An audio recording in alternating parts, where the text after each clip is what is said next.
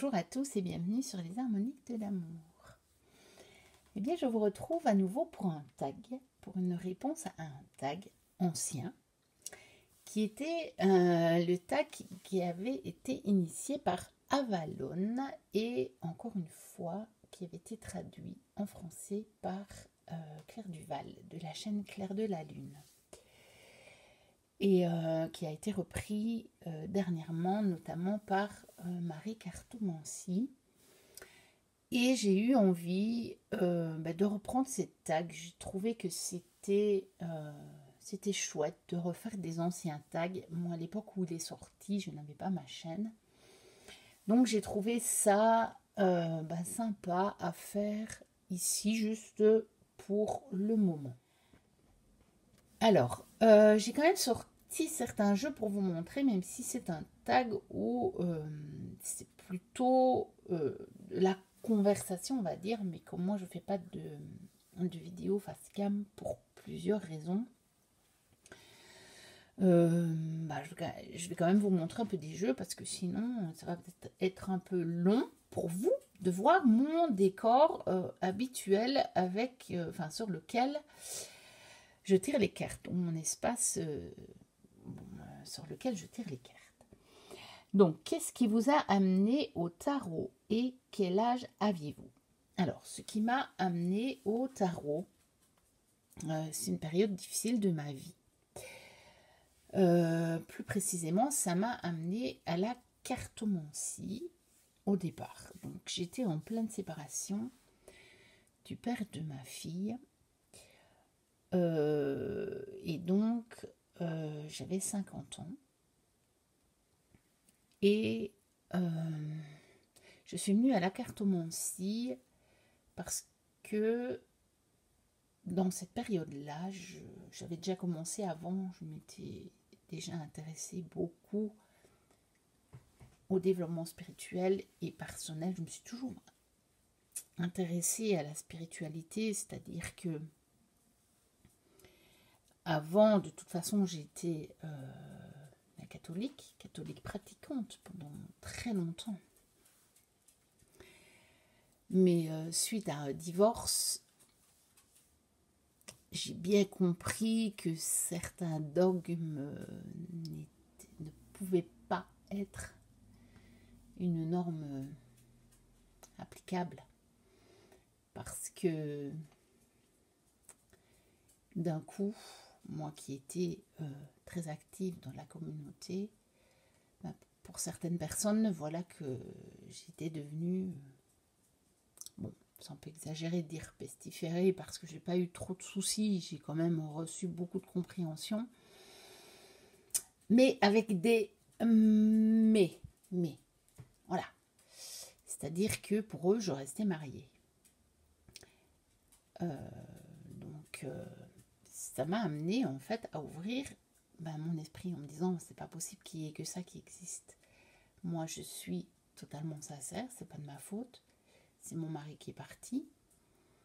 Moi, je ne le désirais pas. Ça me limitait. Et je prenais ça comme une punition. Alors qu'en fait, je n'avais rien fait. Je n'avais rien fait de mal. Moi, c'était pas mon désir. Donc, voilà. Donc, c'est à ce moment-là que je me suis rendu compte vraiment des grosses limites des dogmes religieux. Mais ça c'était encore bien avant mes 50 ans. Là, j'en avais que 30 à ce moment-là. Et donc, pendant 20 ans, j'ai commencé quand même à élargir mon regard, mais je continuais ma pratique religieuse, en fait. J'ai quand même continué... Bon, je n'allais pas à la messe toutes les semaines, mais comme j'étais dans le domaine musical, j'ai animé beaucoup de messes au niveau musical et ça me plaisait bien quelque part et ça ne me dérangeait pas le fait d'aller à la messe. Mais je sentais bien qu'il y avait autre chose. Et j'avais déjà ouvert mon regard par des lectures et des choses comme ça. Et puis à la période où je me suis séparée du papa de ma fille, là j'ai vraiment eu besoin d'un grand soutien. J'ai commencé à regarder des vidéos sur YouTube et notamment des vidéos de Sylvain Didlot qui vient de sortir un oracle, qui va en sortir un autre. Bon, je ne fais pas de la pub pour lui, hein, j'ai aucun intérêt, mais c'est vraiment lui qui m'a amené à la cartomancie en fait. Parce que je suivais ses vidéos, plutôt des vidéos spirituelles, parce qu'il n'est pas cartomancien. Par contre, il parlait toujours de la communication avec nos guides. Et moi, à ce moment-là, c'est ce que je voulais. Je disais, mais moi, je suis perdue. Donc, je veux apprendre à communiquer avec mes guides absolument. Parce que je ne sais pas quoi faire, parce que je ne sais plus où j'en suis. C'est ce que je veux. Et donc, dans une de ses vidéos, il dit, bah écoutez, voilà un moyen facile. Et il se lève et il va chercher un jeu de Doreen Virtue. Je vais aller le chercher, tiens. Voilà. Donc, il a fait comme je viens de faire. Il est allé chercher un jeu dans sa pièce en disant, bah, écoutez, vous pouvez vous acheter un jeu comme ça. Donc, il avait quelques jeux de Doreen Virtue. On avait peut-être d'autres, hein, j'en sais rien. Il a montré un jeu de Doreen Virtue, celui-ci. Il dit, bah voilà, regardez, vous le mélangez, voilà, vous le mélangez, et vous tirez une carte, et vous avez votre message. Voilà. Et donc, je me suis dit, mais c'est génial ça. Et le lendemain, j'ai commandé quelques jeux de Doreen Virtue, mais pas que. Parce que finalement, en cherchant ces jeux-là, je me suis rendu compte qu'il y en avait d'autres. Et j'ai commandé quelques jeux. Des oracles, au départ. Et puis, ayant eu des oracles de Doreen Virtue, je me suis rendu compte que Doreen Virtue avait fait aussi des tarots. Et avant ça, je vous en ai parlé dans la vidéo précédente, j'avais déjà acheté des petits tarots avec des magazines, mais je n'avais pas vraiment pratiqué. Donc, c'est pas vraiment ça qui m'a amené au tarot, en fait. Ce qui m'a amené au tarot, c'est vraiment le fait d'avoir acheté des oracles, le fait d'avoir découvert les jeux de Doreen Virtue, d'avoir découvert qu'elle avait fait des tarots.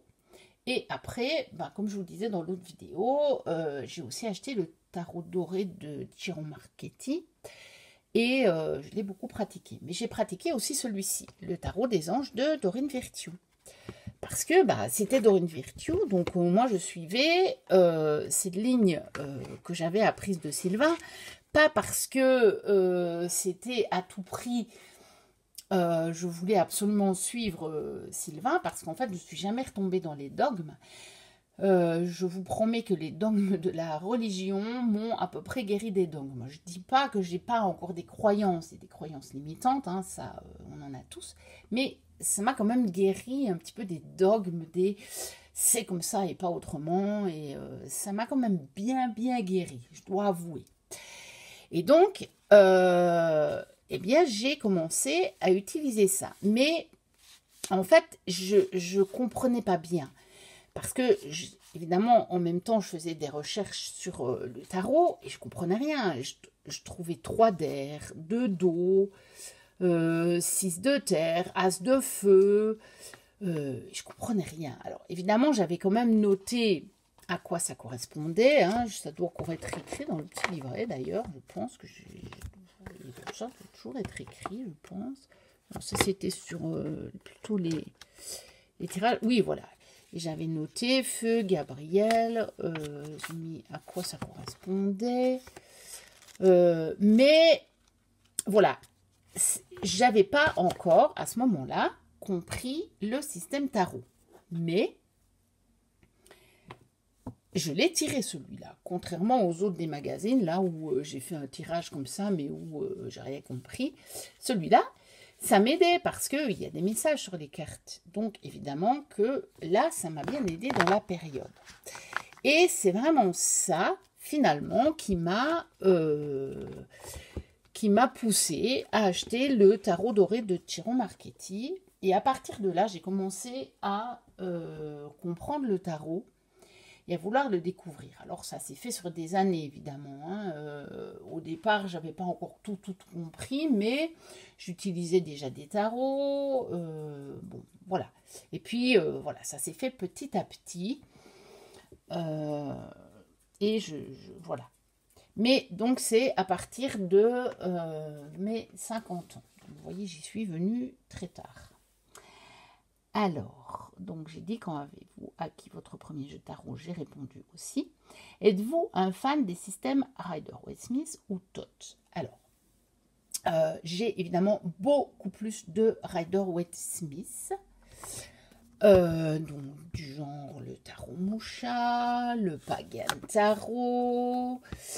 Mais j'ai également le Thoth, notamment dans ce coffret que je vais prendre avec moi en vacances. Je l'ai sorti parce que je voudrais bien travailler le livret. J'ai pas encore eu le temps de travailler celui-là. Donc c'est avec miroir de tes relations. C'est pas le fameux miroir, je sais pas quoi. Que tout le monde recherche mais qui est hors de prix. Celui-là, j'ai réussi à le trouver pas trop cher. Et l'autre, je l'ai acheté mais en anglais, le livre. Et donc, voilà, je vais prendre ce jeu-là parce que c'est des grandes cartes. Donc, on voit bien les détails. Et puis, de bonne qualité. C'est une édition AGM. Et je pense qu'il y en a beaucoup des Thoth qui sont chez AGM. Et donc, je suis quand même intéressée par le Thoth. Mais, pour le moment, je pratique plutôt le Rider-Waite-Smith. Je me suis mise un petit peu aussi au système Marseille, évidemment, hein, bon, qui n'est pas comme c'était fait par, je pense, une australienne. Bon, eux, ils connaissent moins le système Marseille. Et pour vous dire, le Thoth, j'ai même acheté le Millennium. Et puis, j'en ai encore quelques autres qui sont des systèmes Thoth. Mais parce que ça m'intéresse. Et parce que je trouve que celui-ci, il est très, très joli. De Renata Lechner. J'aime bien son travail en fait. Renata Lechner, vous avez vu, j'ai aussi deux Rider-Waite-Smith d'elle. Et j'aime bien. J'aime vraiment bien. Donc voilà. Donc, je suis plutôt Rider-Waite-Smith, mais le Thoth m'intéresse. Mais après, ce qui est sûr, c'est que je ne deviendrai pas exclusivement système Thoth. Ça m'étonnerait beaucoup. Je resterai sur le Rider, je pense. D'abord parce qu'il existe beaucoup plus d'autres de jeux de Rider-Waite-Smith et parce que je pense que parmi mes jeux de tarot préférés sont des Rider quand même. Donc voilà, je resterai sur le Rider. Alors ensuite, quel type de lecteur de cartes êtes-vous? Alors, je suis une lectrice à la fois qui a appris le système et à la fois intuitive. Parce que j'ai commencé à travailler le système du tarot, donc après tout ce que je vous ai expliqué au début. Et j'ai acheté ce livre qui m'a ouvert les portes vraiment du système du tarot, la Bible du tarot de Sarah Bartlett. Donc ce livre, je l'ai vraiment travaillé. Je me suis fait tout un classeur. Alors, à partir de ce livre-là, puis d'autres choses que je trouvais, avec des mots-clés, des phrases-clés, avec toutes sortes de choses, avec le rapport aux éléments, avec ce que ça me rappelait comme événement dans ma vie ou dans la vie de personnes que je connaissais. Et donc, je l'ai vraiment étudié. Donc, je suis une lectrice qui utilise les connaissances sur le tarot. Mais en fait, au départ, quand j'ai compris ce système-là, je me disais, mais en fait, c'est pas la peine d'avoir plein de tarots. C'est toujours la même chose. Donc, c'est pas la peine. Et donc, j'ai acheté beaucoup plus d'oracles que de tarots. Parce que les oracles, ils avaient chacun leur système. Et donc, je trouvais que ça valait le coup, entre guillemets. Et puis, j'ai vu un jour une vidéo de Kevin Meunier qui expliquait ça sur le tarot en disant oui, mais quand on a ça sur l'illustration, on ne peut pas l'interpréter comme ça. Ça ne va pas. Donc lui, il utilisait ses connaissances sur le tarot et en même temps, ce qu'il voyait sur l'image. Et ça me parlait. Parce que déjà bien avant ça, au niveau des oracles, j'avais suivi des vidéos et j'avais lu beaucoup d'articles, surtout d'Eve Corrigan, qui expliquait que elle avait une lecture d'abord intuitive de la carte et quand elle sentait qu'il lui manquait quelque chose, elle allait dans le livret. Et c'était quelque chose que je faisais aussi, moi, d'instinct. Et donc, finalement, je l'ai appliqué au tarot. C'est-à-dire que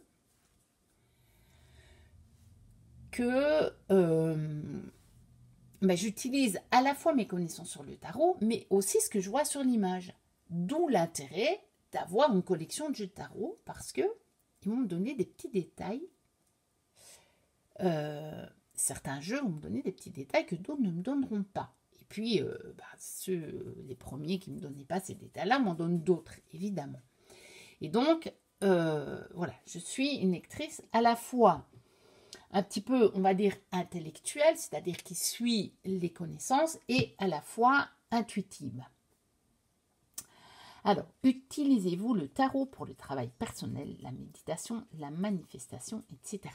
Oui, j'utilise le tarot pour le travail personnel. C'est ma plus grosse utilisation du tarot. Pour la méditation aussi, mais pas dans le sens où je vais méditer sur une carte. Plutôt dans le sens où je vais parfois prendre un jeu de tarot. Je le fais aussi avec les oracles. Et je vais passer les cartes en revue comme ça, simplement. Et parfois me laisser interpeller par un élément, par une carte, par un détail que je vois sur une carte. Voilà, par quelque chose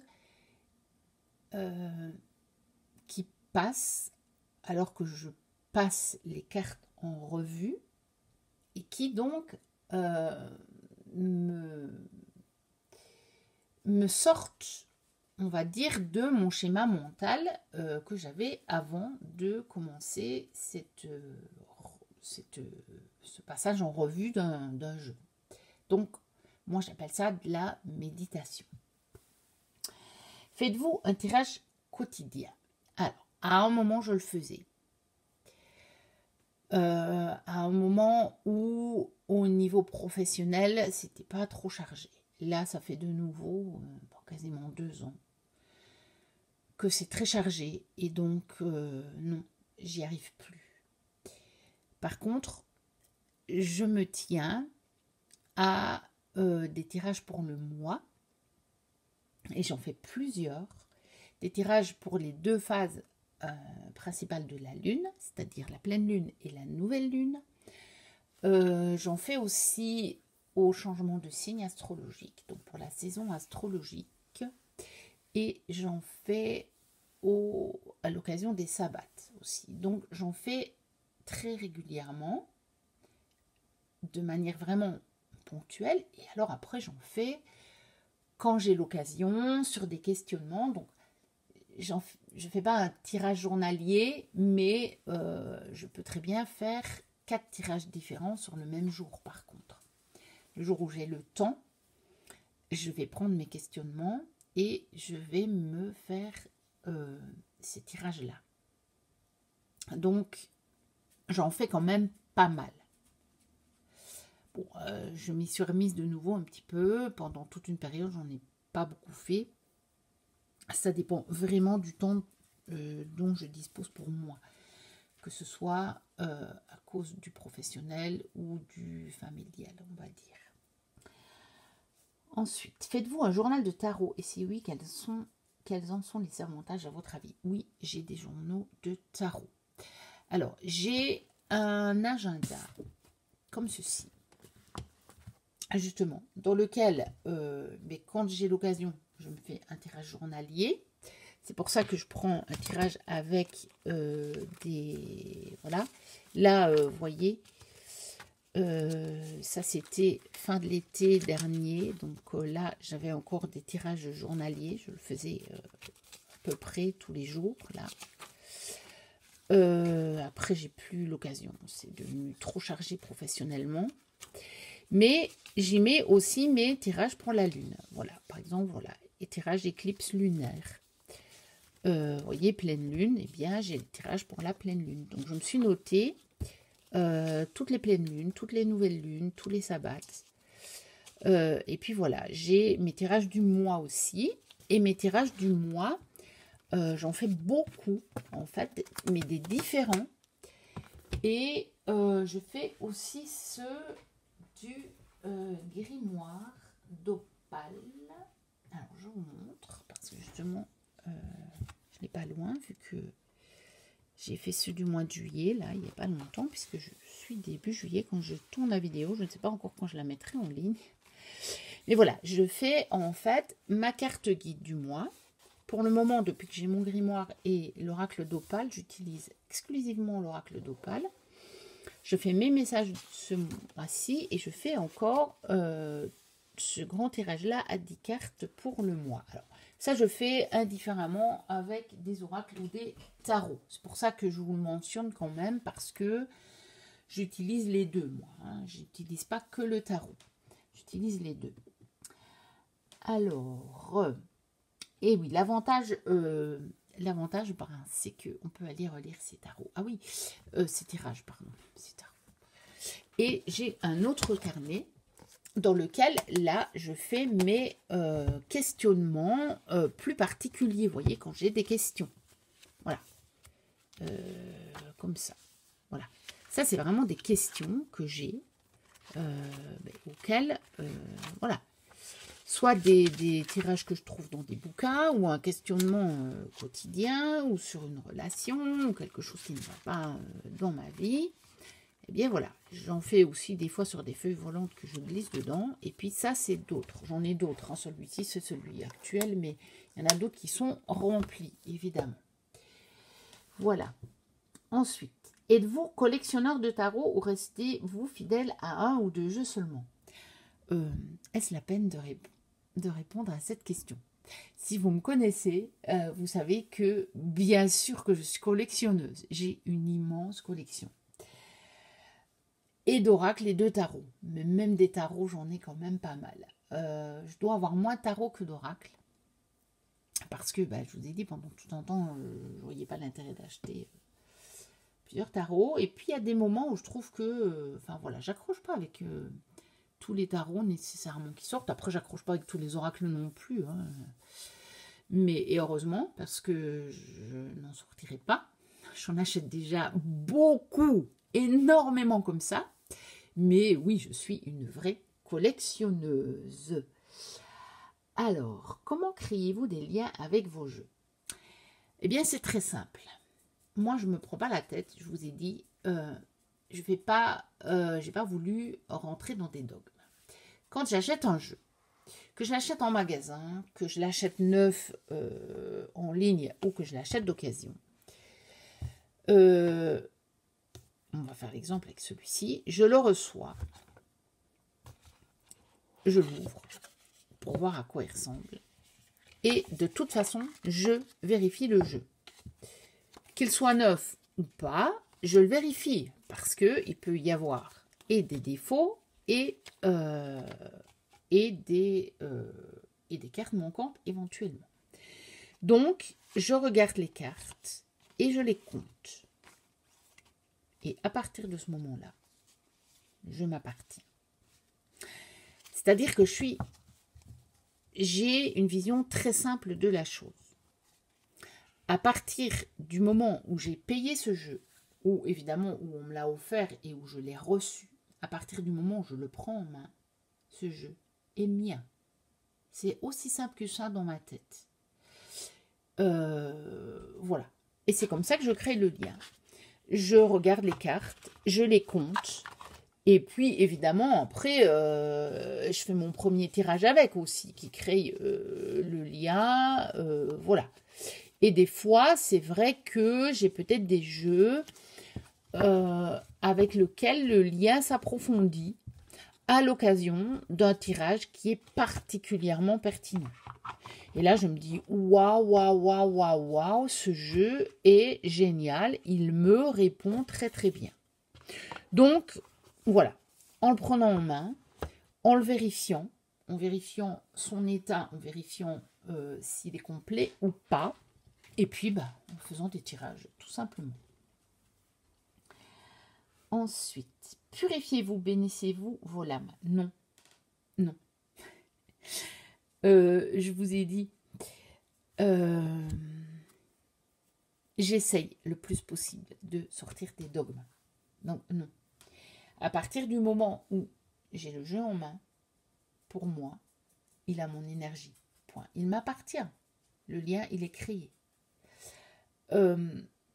C'est des choses qui pour moi des fois sont assez évidentes. C'est comme ça aussi que je noue des relations avec les gens parfois, avec certaines personnes. Quand il y a ce lien qu'on pourrait appeler un lien d'âme, c'est instantané. Et donc avec les jeux c'est pareil, parce que je n'achète que des jeux qui me plaisent. Donc c'est instantané en fait. Voilà. Donc je purifie pas. Est-ce que je purifie n'importe quel autre objet? Est-ce que je purifie un livre avant de le lire? Non. Alors, je ne vois pas pourquoi je purifierais un jeu avant d'en servir. Bon, bref. Ce sont mes croyances. D'accord? Donc, il ne faut pas le prendre mal. Si vous purifiez vos jeux, si vous en avez besoin, faites-le. Mais moi, je ne le fais pas. Ça ne me parle pas. Pas du tout. Si vous voulez, quand j'ai ouvert mon esprit à la spiritualité, que je trouve plus large que la religion, que les religions en général, j'ai commencé à travailler sur mes peurs, sur diverses peurs, à m'en libérer donc. Et je ne dis pas que je me suis libérée de toutes mes peurs. Mais c'est comme s'il y avait eu un déclic qui a dit « Ok, mais on ne se remet pas des nouvelles peurs. » Parce que là, ce serait vraiment faire du n'importe quoi. Donc en fait, tout ce que j'ai abordé depuis cette ouverture, et notamment dans la pratique des cartes, et je l'ai fait sans peur. Parce que je ne voulais pas me rajouter des peurs. J'en avais déjà suffisamment et j'essayais de m'en libérer. Donc je ne m'en suis pas rajoutée. Tout simplement. Alors, avez-vous des superstitions concernant le tarot? Ben non, pour la même raison que je viens de vous dire. J'en ai pas. C'est un outil que je trouve formidable. Les jeux, ce sont des outils. Ce sont des moyens de communiquer avec mon moi profond, avec mon inconscient, avec mes guides, avec certains guides du monde invisible, avec des énergies aussi angéliques peut-être. Voilà. Donc, pour moi, ce sont des moyens de communication. Alors, utilisez-vous un significateur lors de vos lectures? Ça peut m'arriver. Ça peut m'arriver dans certains tirages qui sont prévus pour ça. Et de temps en temps, ça peut m'arriver. J'ai quelques... dans certaines lectures, je sais quelles cartes peuvent aussi me représenter. Donc c'est un significateur. Et parfois, je sors la carte, une carte, et je fais le tirage autour. Donc oui, ça peut m'arriver. Ensuite, préférez-vous utiliser des tirages construits ou lisez-vous sous forme livre? Les deux, mon capitaine. J'ai beaucoup de livres de tirage de tarot. Il y a des vidéos sur ma chaîne pour ceux qui sont nouveaux et qui ne les auraient pas vues. Vous pouvez les rechercher. Donc, soit ce genre de livre-là. Celui-ci, il est génial parce qu'on peut en fait retirer chaque question et juste prendre une question. Celui-ci, c'est plus des tirages vraiment construits, mais il y en a un par jour avec des thèmes qui correspondent au jour, donc c'est génial.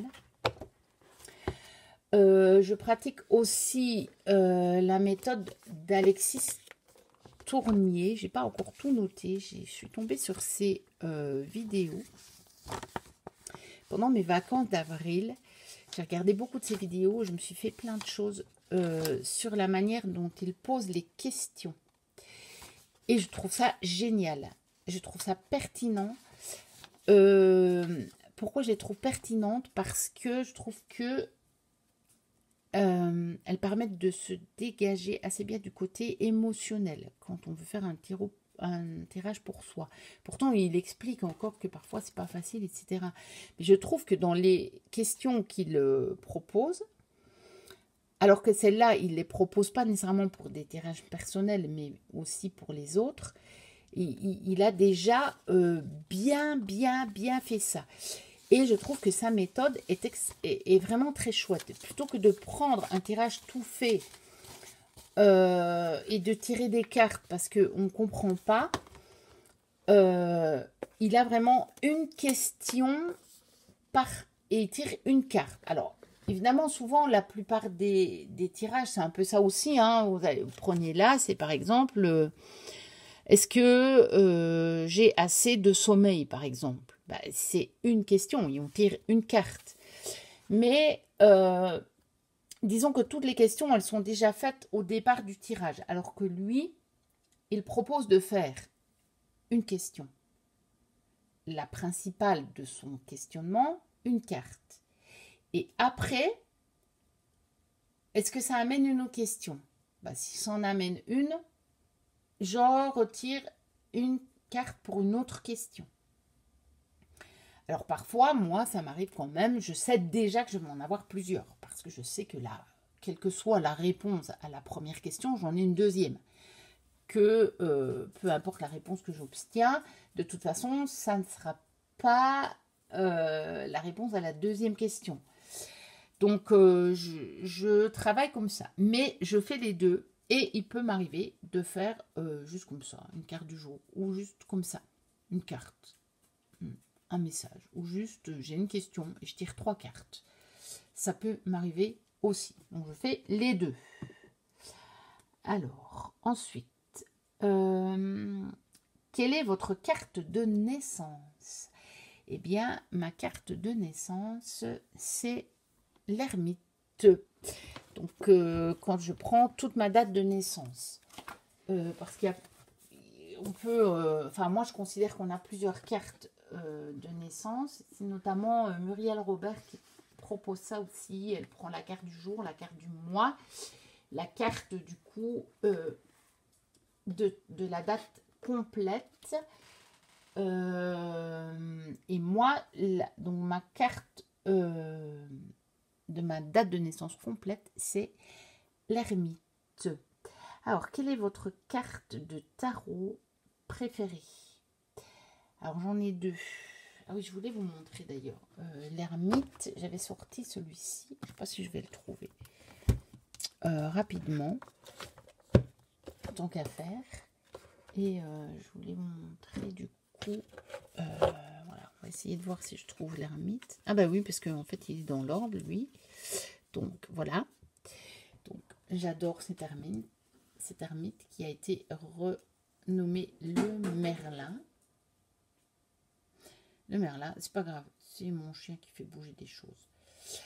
Donc, voilà. Donc, l'ermite.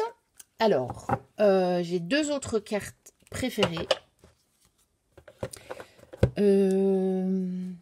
Dont une qui est en lien avec ma date de naissance.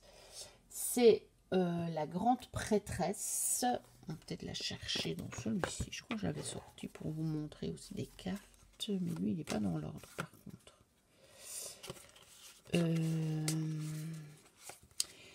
Donc, parce que je suis née en février. Donc, le 2 est mon mois de naissance. Je ne sais pas si je vais la retrouver. Et donc, mais c'est pas... En fait, au départ, c'est pas pour ça. Parce que c'est après que j'ai fait le lien avec mon mois de naissance, en fait. Mais la grande prêtresse est une carte qui m'a toujours parlé. C'est un archétype qui m'a toujours parlé depuis le début où j'ai découvert le tarot. Et je me suis toujours identifiée en fait à cette carte, beaucoup plus qu'à celle de l'impératrice. Et mais je le dis toujours, moi je suis une grande prêtresse en fait. Et j'ai découvert après que, eh bien, oui, puisque ça pouvait avoir un rapport avec... Bon, ben, je vais pas trop... Ah, ben si, là, voilà. Que ça avait un rapport avec mon mois de naissance et qu'il a aussi un rapport avec la lune, qui est la carte reliée à mon signe astrologique, donc mon signe solaire, hein, qui est Poisson. Donc j'ai aussi la carte de la lune dans mes cartes préférées et qui sont aussi reliées à la reine de coupe. Et donc, eh bien, ce sont mes cartes préférées dans le tarot. Donc, on va encore chercher. J'avais sorti un autre tarot pour vous montrer la lune. Parce que je trouve que c'est une très, très, très belle carte. C'est pas la seule, hein. J'en ai plusieurs des tarots où la carte de la lune est magnifique. Voilà. Regardez celui-là, le tarot de la bienveillance de Colette Baron-Marid. On va essayer de la trouver. Alors, voilà, autant que je vous montre quand même un peu des cartes, parce que je trouve que sinon, vu que vous ne me voyez pas, je me suis dit, si je ne montre pas un peu des cartes, ça va être long. De voir mon décor comme ça, et juste de m'écouter. Donc, allez, où est la lune? Peut-être trouver les autres. Les autres aussi. Voilà, la lune qui est celle de la boîte. Je la trouve magnifique. Donc voilà, la lune. Alors, est-ce qu'on va se trouver l'ermite? Allez. Tant qu'à faire. Et puis la grande prêtresse. La grande prêtresse, il me semble que c'est pas... Voilà, c'est pas ma préférée. Dans ce tarot, je trouve que... Le visage, pour le coup, je le trouve lunaire, mais il me parle pas. Et je le trouve trop pâle. Je l'aime pas. Je le trouve un peu lugubre. Par contre, est-ce que je peux trouver l'ermite?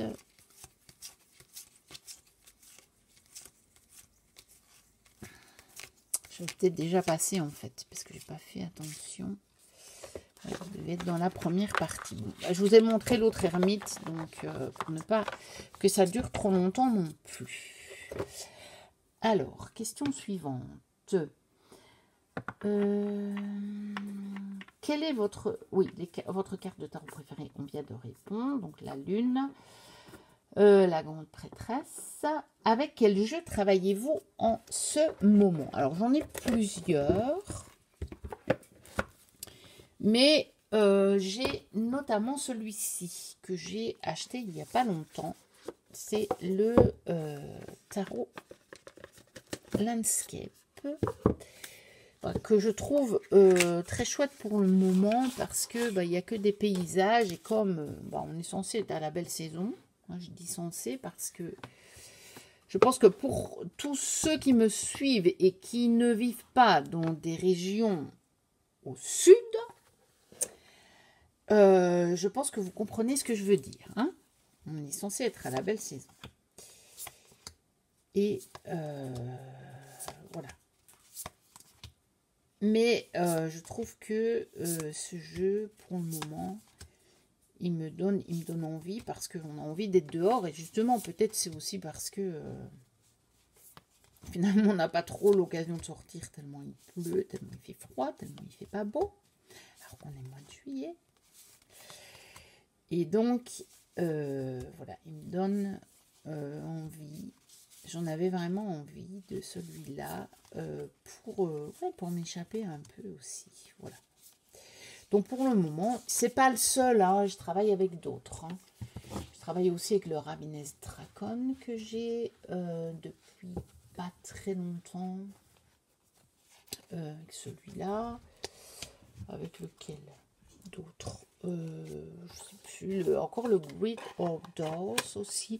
Et puis des jeux comme ça, moi vous savez, je me laisse inspirer quand je veux faire. J'ai un questionnement ou un tirage que je veux faire. Je vais chercher un tarot, voilà, comme ça, je me dis, ah, c'est celui-là qui va me répondre, tout simplement. Ensuite, quel est votre jeu de tarot préféré? Alors, je vais choisir lequel pour ça. Parce que je vous en ai déjà montré, j'en ai plusieurs. Donc, je profite de chaque nouveau tag pour vous en remontrer un autre. Alors, on va dire celui-ci, qui a été vraiment mon tarot de prédilection pendant un long moment, et qui l'est toujours. Ce fameux tarot aux ramures étranges, qui me plonge dans la nature, rien qu'à regarder les cartes. Mais c'est comme si j'étais dehors. Donc voilà, c'est un de mes tarots préférés. Ce n'est pas le seul, j'en ai plusieurs. Je ne pourrais pas vous choisir un vraiment préféré, je ne crois pas. Et puis ça dépend aussi du questionnement que j'ai. Voilà, voilà un ermite que j'aime beaucoup. Voilà, donc ça c'est un de mes tarots préférés. C'est pas le seul. Parce que ce que je vous ai montré justement dans la vidéo précédente reste un de mes tarots favoris également. Hein. J'allais pas vous le remontrer, et puis il y en a d'autres. Il y en a d'autres. Il y a le Terra Volatile que je voulais absolument, mais qui me servira jamais à me répondre à des questions quotidiennes par contre. Lui, je crois qu'il me répondrait même pas, puis j'ai pas envie. Pour des questions quotidiennes, je le sortirai pas. Ça, c'est un tarot pour le côté vraiment spirituel, profond, existentiel. Donc, voilà. C'est... Voilà. Ensuite, quel est celui que vous aimez le moins? Alors là, ne me démolissez pas. Bah, ceux qui me suivent, ils le savent. Hein. Puis c'est le Rider-Waite traditionnel en fait. Bon, j'en ai celui-là, j'en ai d'autres. J'en ai un autre qui était avec le livre de Rachel Pollack. Alors j'aime beaucoup le livre. Par contre, le tarot, non. Ça se passe pas en fait. Pourquoi je le garde? Vous allez vous dire. Pourquoi est-ce que je le garde? Je le garde parce que c'est un jeu de travail. C'est un jeu de référence. Donc, je m'en défrais pas. J'en ai besoin. J'en ai besoin comme référence. J'en ai besoin pour travailler la symbolique du tarot, pour travailler le tarot. Mais je ne tire jamais avec. Je ne tire pas avec. Je ne tire absolument pas avec. Il doit être dans l'ordre d'ailleurs.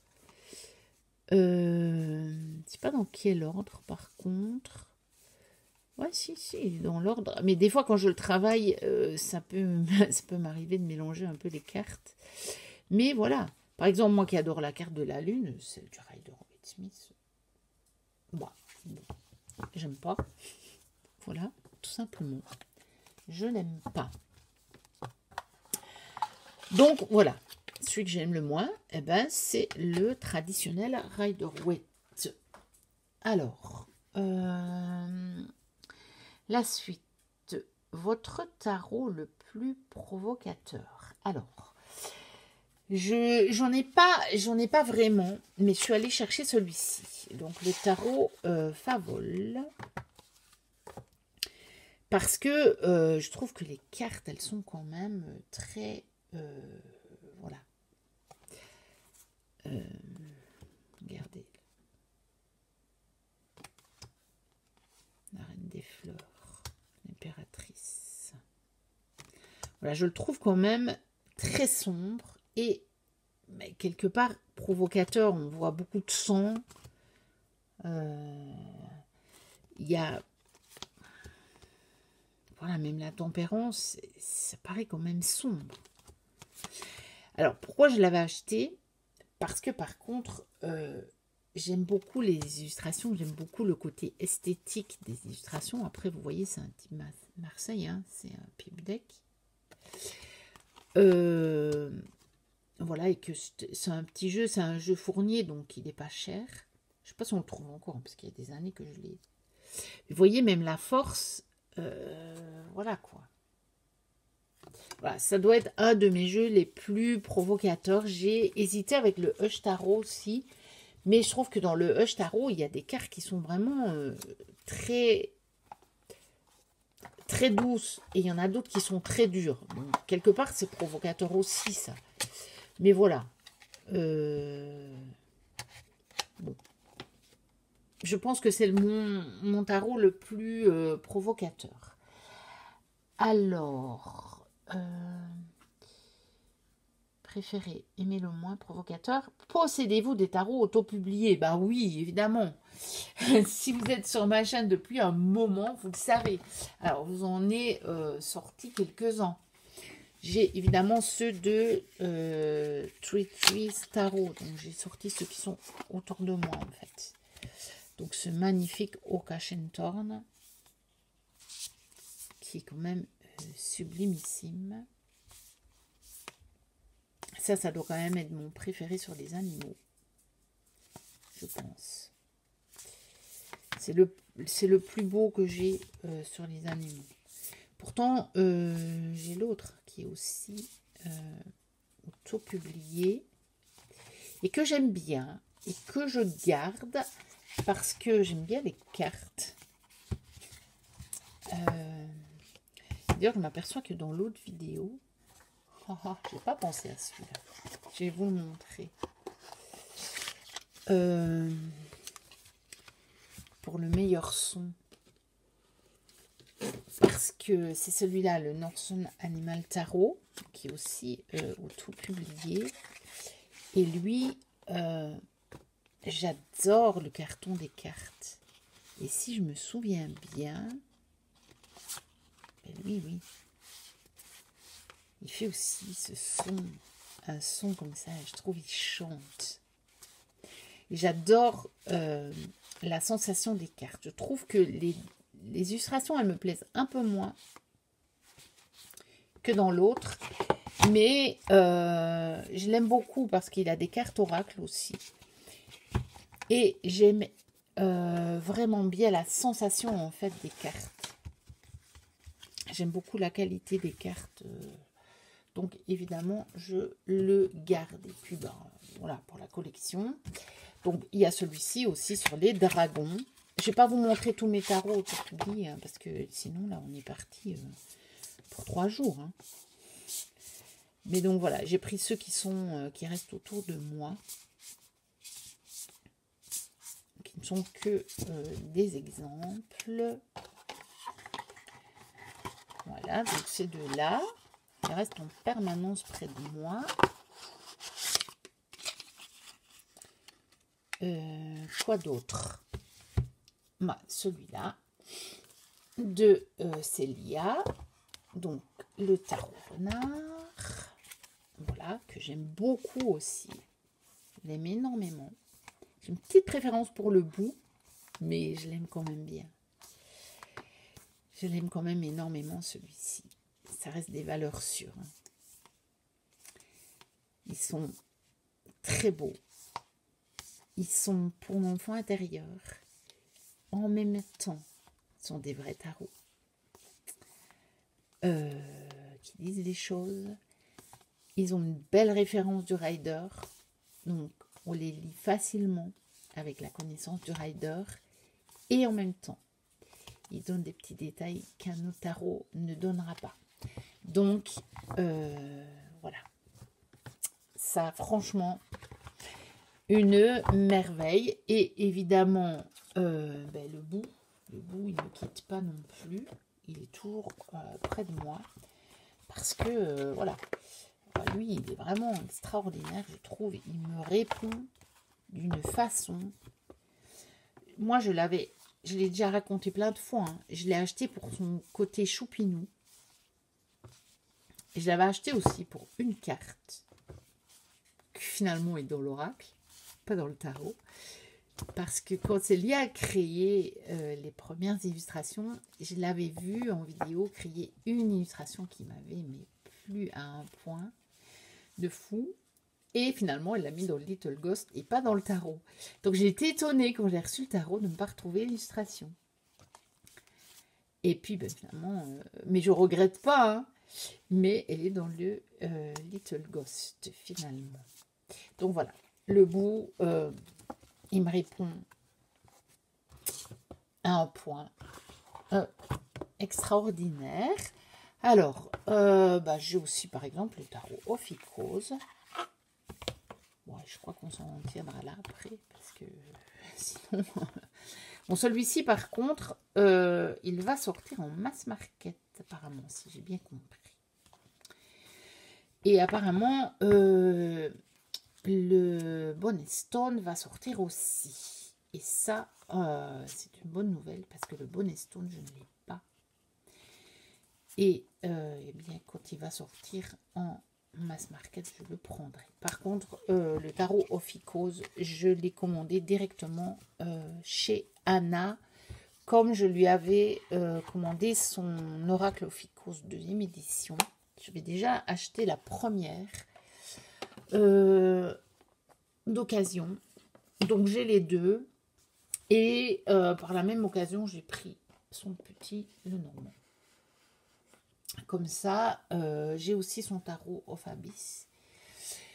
Et je prendrai le Bonnet Stone quand il sortira en mass market. Mais je ne sais pas quand c'est, parce que je jette régulièrement un coup d'œil et je ne le vois pas. Donc je ne sais pas. Alors, question suivante. Quel est votre tarot bête noire? Alors, j'ai hésité longtemps, parce que j'en ai pas vraiment. Parce que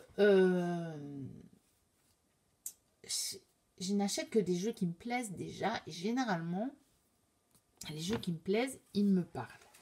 Mais j'ai quand même un qui me pose des petits soucis. C'est celui-ci, le Location Tarot. Alors, entendons-nous bien, je l'adore. Donc, c'est un jeu de Destiny.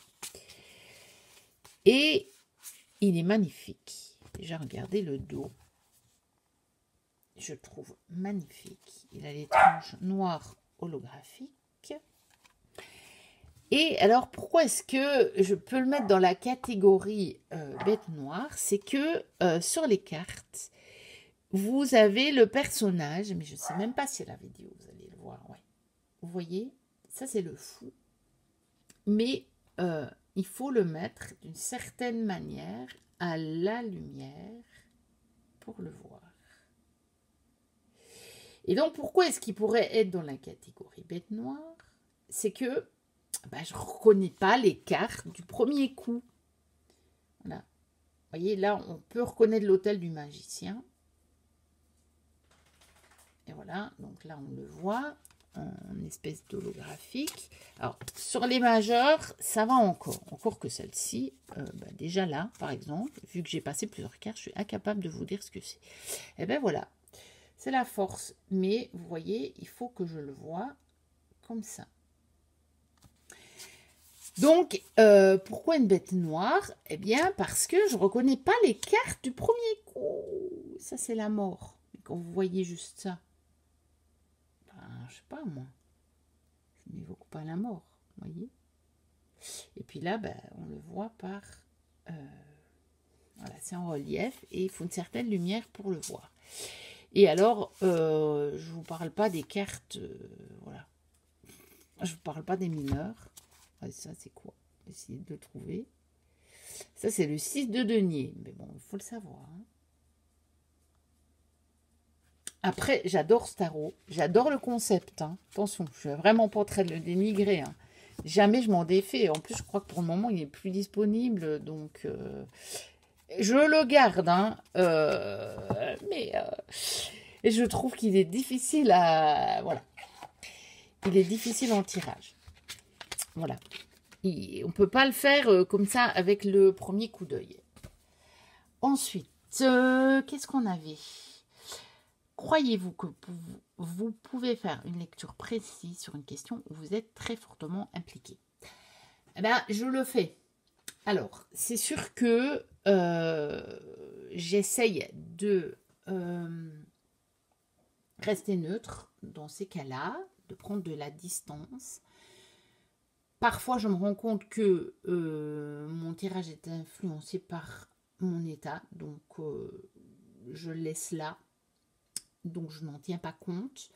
Et je le refais quand je me sens moins fortement impliquée. Mais par contre, tout dépend. Une question où vous êtes très fortement impliqué, ça dépend ce que ça veut dire. Parce que oui, j'en fais très, très, très régulièrement, notamment au niveau relationnel. Que ce soit au niveau professionnel, au niveau familial, j'en fais très, très souvent. Très, très, très souvent. Et donc, bah oui, je suis fortement impliquée. Parce que moi, je suis impliquée dans mes relations. Mais ça ne veut pas dire que je suis dans des états difficiles. Par contre, quand je suis dans des états où je me sens pas bien, là, c'est plus compliqué. Mais je le fais quand même. Et je me rends vite compte si je suis vraiment trop pas bien. Alors que je suis vraiment pas bien du tout, j'en fais pas. Je suis pas capable de tirer des cartes déjà. J'ai même pas envie de prendre le jeu. Donc, si j'ai envie de prendre un jeu, c'est que je suis déjà pas trop mal. Mais parfois, je suis quand même encore trop impliquée émotionnellement. Je m'en rends compte très vite. Je me rends compte très vite aux cartes que je tire. Je dis non, ça va pas. Je suis pas suffisamment neutre. Et généralement, je refais le tirage soit plus tard dans la journée, soit le lendemain. Et ça donne de bons résultats. Moi, j'ai commencé à tirer les cartes pour avoir des messages de mes guides. Donc, si c'est pas pour avoir des messages de mes guides sur des situations qui me concernent, je vois pas trop l'intérêt. Voilà. Simplement. Donc, oui, je le fais. Avez-vous étudié la numérologie, la kabbale, l'astrologie lors de vos études sur le tarot? Alors, un petit peu la numérologie, oui, parce que ça m'intéresse aussi. La kabbale, pas du tout. Je connais pas du tout bien les références de la kabbale avec le tarot. J'ai des jeux pourtant où il y a des références de la kabbale. Mais j'ai encore jamais pris le temps de vraiment les travailler. J'ai aussi des livres qui parlent des rapports de la kabbale avec le tarot, donc des livres sur le tarot. Mais j'ai pas encore pris le temps de les travailler. Et l'astrologie, un petit peu. Mais j'ai survolé. Hein. J'ai pas étudié à fond ni la numérologie, ni l'astrologie. Peut-être un peu plus la numérologie parce que il y a quand même que 9, donc ça va quand même assez vite, on va dire. Hein. Alors, quelles sont vos opinions sur le tarot divinatoire? Je pense qu'on peut se servir du tarot pour tout. Voilà, je pense qu'il peut être divinatoire, je pense qu'il peut être psychologique, je pense qu'il peut être introspectif. Je pense qu'on peut tout faire avec le tarot, y compris du divinatoire. Ensuite, avez-vous déjà perdu ou endommagé un jeu tarot? J'en ai jamais perdu. Endommagé très légèrement celui-ci. Pourtant, c'est un de mes jeux préférés. Et je l'ai endommagé au chalet. Enfin, au chalet, autour du lac. Parce que j'ai fait des tirages, en fait, sur des tables à l'extérieur. Et malgré que j'ai pris un petit tapis de tirage, il y avait les tables, en fait, il y a des lattes en bois, mais il y a des espaces. Et il y a des cartes qui sont tombées à travers les espaces, et donc elles sont tombées par terre, mais donc comme c'est à l'extérieur, on voit que les tranches ici, je ne sais pas si vous le verrez, mais là on voit là, et notamment ici, il y en a une, elle a été quand même, attendez, c'est là qui est là. Bon, les tranches ont été un peu endommagées. Mais bon, ça reste léger, c'est pas... voilà. Je fais très, très, très attention à mes jeux. Ce sont des trésors pour moi. Donc, j'y fais extrêmement attention, même quand je suis à l'extérieur. Et donc, voilà. Donc, voilà, c'est le seul que j'ai vraiment un peu endommagé. Il y a aussi un petit peu les coins ici, parce que, voilà, les cartes sont tombées. Donc, on le voit légèrement que certaines cartes sont tombées. Et donc, les coins ici, donc, sur la tranche, on voit... On se fait pas le focus. On voit que ça a été un petit peu endommagé. Mais bon, c'est très peu de choses. Hein. Si on le regarde de loin, ça ne se voit pas. Donc, pas vraiment. Très légèrement, on va dire. Et perdu, non, jamais. Des fois, je ne le retrouve pas tout de suite, mais je sais que je ne l'ai pas perdu. Ensuite, avez-vous déjà inspiré à une autre personne à vouloir apprendre le tarot? J'en sais rien. Je ne crois pas, à part peut-être ma fille. Je pense que c'est parce qu'elle m'a vu tirer les cartes que elle tire un petit peu les cartes, mais elle ne les tire pas beaucoup. Et le tarot, ben non, pas encore. Elle va avoir 14 ans et elle n'a pas appris le système du tarot. Maintenant, elle a des tarots. Et quelque part, ça l'intéresse. Elle le fait à l'intuitif. De toute façon, elle est médium, alors elle a les messages, carte ou pas, elle les a. Donc voilà. Mais sinon, je ne... pas à ma connaissance. Alors, utilisez-vous le tarot en association avec d'autres outils ésotériques divinatoires? Oui, avec le pendule. Avec le pendule. Et j'ai commencé un petit peu à travailler les runes, mais bon, c'était l'été dernier. J'ai pas approfondi depuis l'été dernier. J'en ai pas trouvé le temps. Et donc, j'ai le tarot des runes et voilà. Je pourrais très bien, quand j'aurai vraiment approfondi les runes, éventuellement tirer des runes en complément d'un tirage de tarot. Je le fais déjà avec des oracles. Donc voilà. C'est un autre outil. Hein. Un oracle, c'est pas un tarot. Un tarot est un oracle, mais un oracle n'est pas un tarot. Donc oui, je mixe les oracles. Et puis, ça m'arrive le pendule, oui. Alors, qu'est-ce qui dépasserait les limites de votre code personnel d'éthique?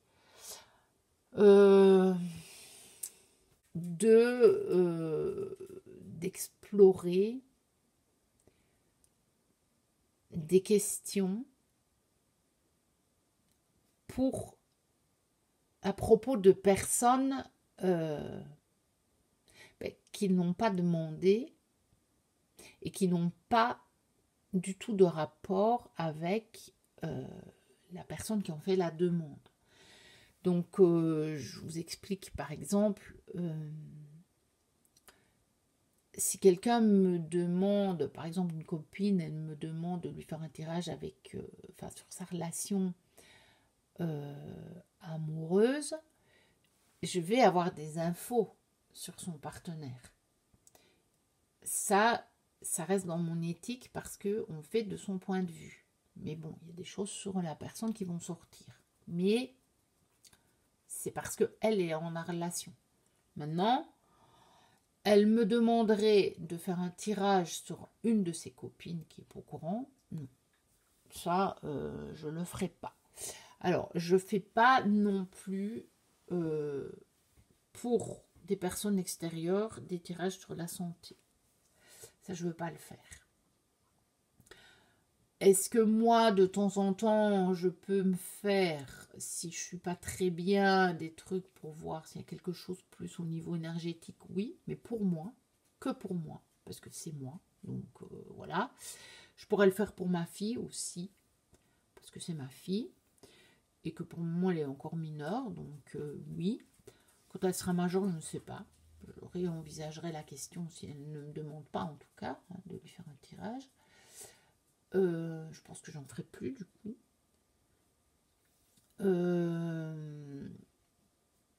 Pour l'extérieur, non. Je fais pas la santé. Et si vous pouviez donner un conseil sur le tarot à quelqu'un d'autre, peut-être un débutant, quel serait-il? C'est de faire comme vous le sentez. Ne vous mettez pas de pression. Ne vous mettez pas de limites. Ayez confiance dans votre manière d'appréhender les choses.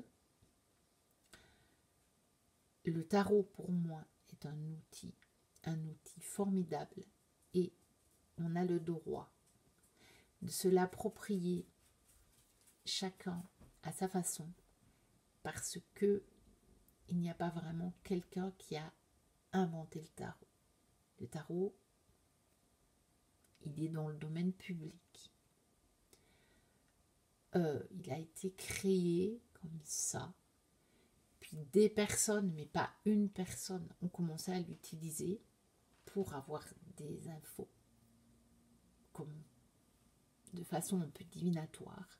Puis certaines personnes ont commencé à fixer des significations. Mais elles se sont basées sur ce qui existait déjà. Donc, il n'y a pas un créateur du tarot. Et donc, il n'y a pas une façon de l'envisager. Si vous regardez un petit peu l'histoire de Rider-Waite-Smith et l'histoire du Marseille, vous vous rendrez compte que ce sont juste des personnes qui ont écrit des ouvrages qui certes sont des ouvrages de référence. Je pense à Jodorowsky et Marianne Costa pour le Marseille et évidemment à Arthur Waite pour le Rider-Waite-Smith. Mais ce sont à ce moment-là, leur manière d'avoir envisagé les choses. Et chaque façon de faire est la bonne si vous la sentez comme ça. Je vous ai dit, je pense que à ce niveau-là, j'ai une énorme chance. C'est que c'est pas un cartomancien qui m'a amené à la cartomancie. Et donc, évidemment, j'ai reçu aucune règle, aucun dogme, et que j'ai eu énormément de chance à cette époque-là. Je suivais justement des personnes qui disaient ne prenez que ce qui résonne pour vous. Mais elles parlaient d'une manière en général, au niveau de la vie, au niveau de ce qu'on disait des guides spirituels, etc., de tout ce qu'on disait. J'ai eu cette chance de connecter avec plusieurs personnes de qui c'était le leitmotiv. Et qui disaient même dans ce que je dis, ne prenez que ce qui résonne pour vous. Et notamment dans le domaine de la cartomancie, c'est l'époque aussi où j'ai connu Eve Corrigan, beaucoup par l'écrit, par sa page Facebook. Elle publiait pas mal d'articles à ce moment-là. Et puis, elle avait ce site Graines d'Éden où elle répertoriait des dizaines et des dizaines et des dizaines de jeux. Donc moi, au départ, c'est comme ça que j'ai connu plein de jeux, en allant voir son site. Avant de regarder des reviews sur YouTube. J'étais pas sur YouTube à l'époque, pas du tout. Et donc, elle aussi, elle a une méthode qui est assez bien dénuée de dogmes et de règles et de rituels. Donc, j'ai eu cette chance et ça reste ma pratique. Et si j'avais un conseil à donner, c'est celui-là. Appropriez-vous le tarot à votre façon, de manière tout à fait personnelle. Voilà. J'étais ravie de faire ce tag qui sera bien long aussi, mais c'est chouette parce qu'évidemment il y a beaucoup de questions, donc évidemment c'est long.